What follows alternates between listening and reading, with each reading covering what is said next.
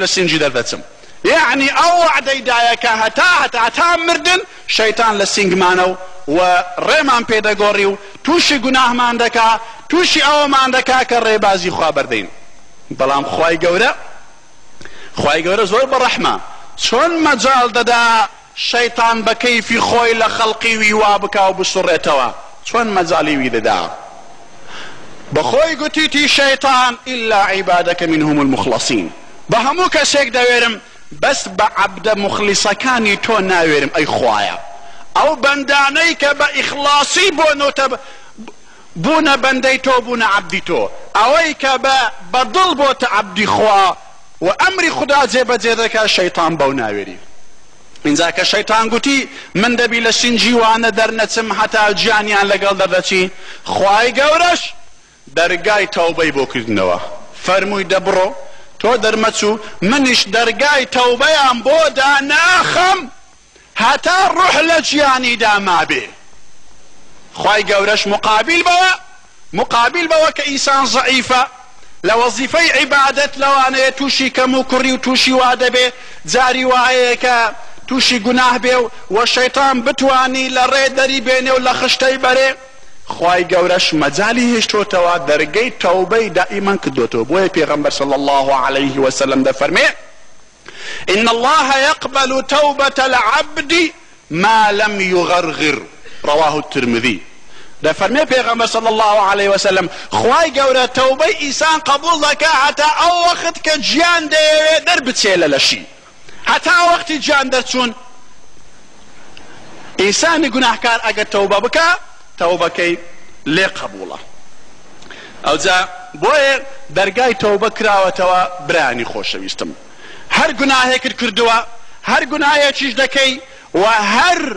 لريلادانك دبوبه خوايشي رحيم خوايشي ببزي خوايشي رؤوف خواي تويا درقاي رحمتي تو درقاي رحمتي خوتي بو كرديوا درقاي توبه دائما لا اخوا كراوتوا زابراني خوشويستم تخوا لايق بويا ايما اوند بعقل بين كوا الشيطان باشكراب لي من دجمني ايوم ايما شنيكين بدجمن خواي قورا درقاي توبه من بو بكاتوا ايمش برو او درقايا نروين زابوي خواي قورا درقاي توبه خوي كدوتو ودعوت من ذكا بطاقيتي دعوي مفتوحي بو ايما ناردوا دفرمي وتوبوا الى الله جميعا ايها المؤمنون لعلكم تفلحون توبه بكن هموتان بقرينا ورقي خوا هموتان بقرينا ودرقي خوا اي ايمان داركان وتوبوا الى الله جميعا ايها المؤمنون لعلكم تفلحون لنا مخاطبه لقل شي دكا اخوا خطاب بو شي داواي توبه لدكا شي اوانيك لرقا درتون ايها المؤمنون يعني لقل اوشك اخواي قولا دلي ولا رقا درتون بلان صفتي ايمان ما لنا سرتوا بزانا قوري اخوا بزانا عظمتي اخوا لقل اوش هرناو من دبابا مؤمنون بايمان دار لقل اوش كقناها ما كدوا چونشي انسان كسك داوا دكا بو توبه كدن كوا قناهي هبي انساني مؤمنش خالينيه لو قناها يا ايها الذين امنوا توبوا الى الله توبة نصوحا نوعيتي او توبيتونك اخوا ديويت توبتي نصوح يا ايها الذين امنوا توبوا الى الله اي ايمان داركان بقرينا ورقي خوا وتوبه بكن كام توبة نصوحة نصوح يعني توبيتي تواو باخلاص زاريتي دي كان نقري وقناح توبتي تواو براستي بكن زابراني خوم خواي برحم خواي ببزي همو كاد درقاي خو كردو توا زار پیغمبر صلى الله عليه وسلم ده فرمي ان الله يبسط يده بالليل ليتوب مسيء النهار ويبسط يده بالنهار ليتوب مسيء الليل حتى تطلع الشمس من مغربها ده فرمي پیغمبر صلى الله عليه وسلم خواي قورا بشوان دەرگای تەوبەی خۆی کراوەتەوە و ڕەحمەتی خۆی نزیک دەکا بۆ ئەوەی ئەوانەی بە ڕۆژ گوناهیان کردووە بە شەو تەوبە بکا و هەروەها بە ڕۆژیش خوای گەورە ڕەحمەتی خۆی نزیک دەکا لێمان بۆ ئەوەی ئەوانەی بە شەو گوناهیان کردووە تەوبە بکەن. بە شەو خوای گەورە دەعوەتت دەکا ئەی ئەوەی بە ڕۆژ تووشی حەرام بووی لە بازاڕ و لە دوکانەکەت، ئەی ئەوەی کە دەبە دوازدەت کردووە، ئەی ئەوەی کە غەش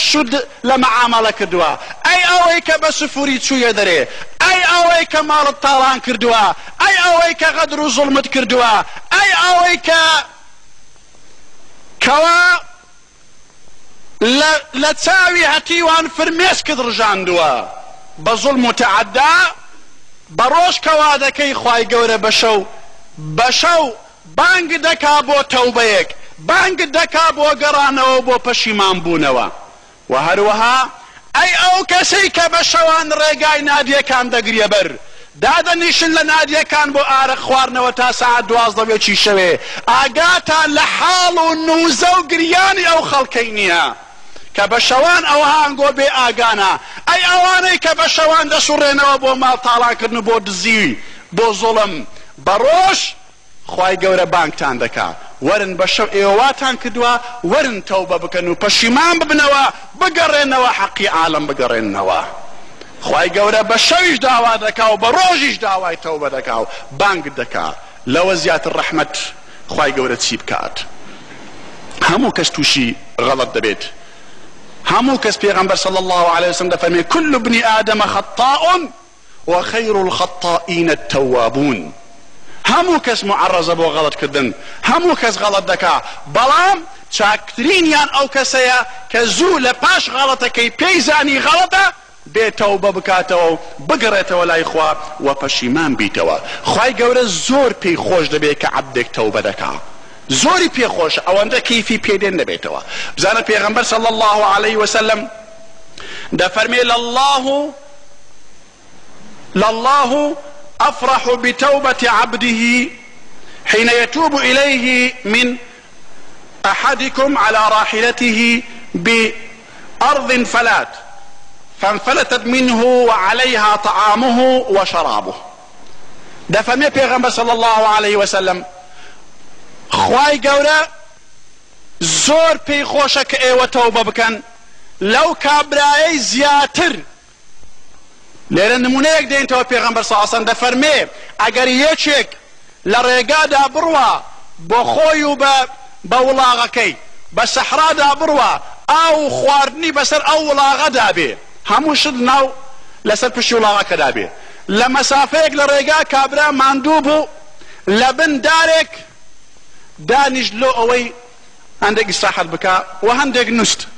لە خەو بە ئاگا تەماشا دەکا نە وڵاغەکەی مایە و نە ئاوی مایە و نە خواردن مایە، ڕۆیش تۆ لێ بزر بووە. کابراش لە سەحرایە نەمەجالی ئەوەی هەیە بگەڕێتەوە نە خواردن و ئاویشی پێیە، کەوا بوو هەر لە برسان دەمری، چەند دەگەڕێ ئەو وڵاغەی بۆ نابینرێتەوە، کەوا بوو ئەو ئینسانە هیچی بۆ نامینێ غەیری ئینتیزاری مردن دەکا و دەچیتە بندارەکەی دیسان سەری خۆی لەسەر بەردێک دادەنێ دەڵێ خوایە ئەگەر بشمرم با هەر لەبن ئەو دارێ بمرم،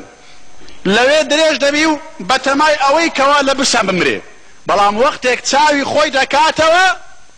تەماشا دەکا و وڵاغەکەی لەسەر سەری ڕاوەستاوە بە خواردن و بە ئاو. ئەیدی کابرا ئەوەندە کەیف خۆش دەبی، ئەوەندە بە کەیف دەبی حەتا